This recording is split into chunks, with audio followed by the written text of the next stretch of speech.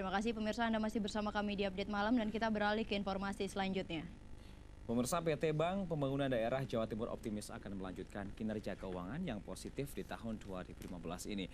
Dengan target pertumbuhan sebesar 19%, hal tersebut menyusul peluang dari kondisi makroekonomi tahun 2015 Jawa Timur yang lebih tinggi dari nasional.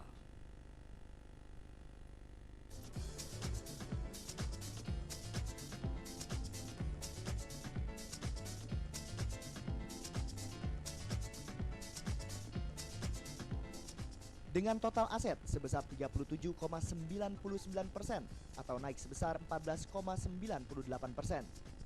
Kinerja Bank Jatim tersebut masuk dalam peringkat yang membanggakan dibandingkan dengan bank lain pada posisi level menengah yang telah go public. Selain itu di tahun 2015 ini Bank Jatim juga berencana merubah komposisi consumer loan atau kredit konsumsi yang semula sebesar 65% menjadi maksimal sebesar 40%. Sedangkan sisanya akan didorong untuk fokus pada sektor produktif kepada pelaku usaha UMKM. Dengan cara tersebut mampu menurunkan NPL atau non-performing loan atau kredit macet dari yang saat ini sebesar 3,31% turun menjadi di bawah 2%. Meskipun kredit macet sebesar 3,3% diakui masih jauh dari batas NPL Bank Indonesia yang sebesar 5%. Saya selaku diri masih banyak hal yang mesti perlu ditingkatkan lagi. PR saya ke depan ini dan juga jajaran direksi yang baru, yang utama menyangkut masalah NPL kita ini. Walaupun angkanya masih di bawah 5%, tapi bagi saya 3,3% itu sangat riskan. Ke depan bagaimana kita bisa menurunkan NPL menjadi 2%, di bawah 2%. Itu.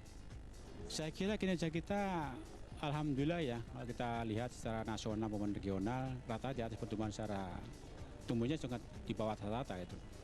Baik itu asetnya maupun DPK-nya, kreditnya dan sebagainya. Ini tentunya saya merasa bersyukur bisa memberikan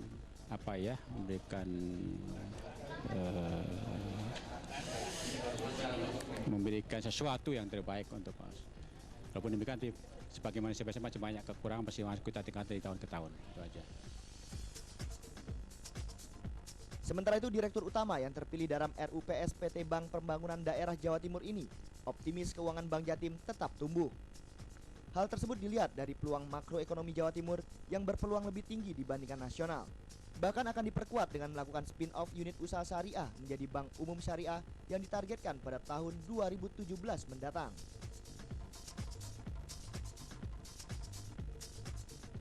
NPL memang tinggi karena kan kondisi makroekonomi juga tidak ceteris paribus, sedangkan nasabah kita sendiri juga tidak tepat janji di dalam memenuhi perjanjian kreditnya kan.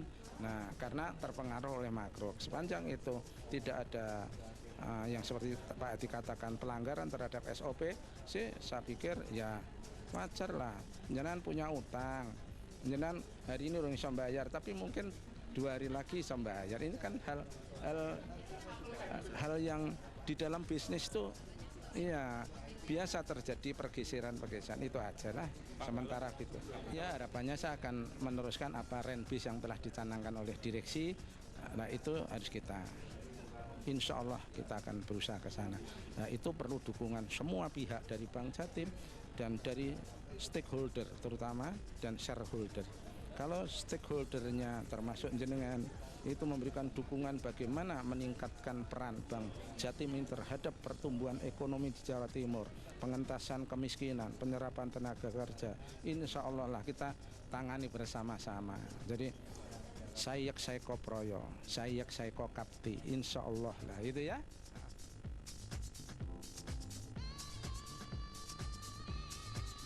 Hasil rapat umum pemegang saham Bank Jatim tahun 2014 ini jika dibandingkan dengan persaingan bank go public level menengah, pertumbuhan kinerja keuangan Bank Jatim menduduki peringkat pertama.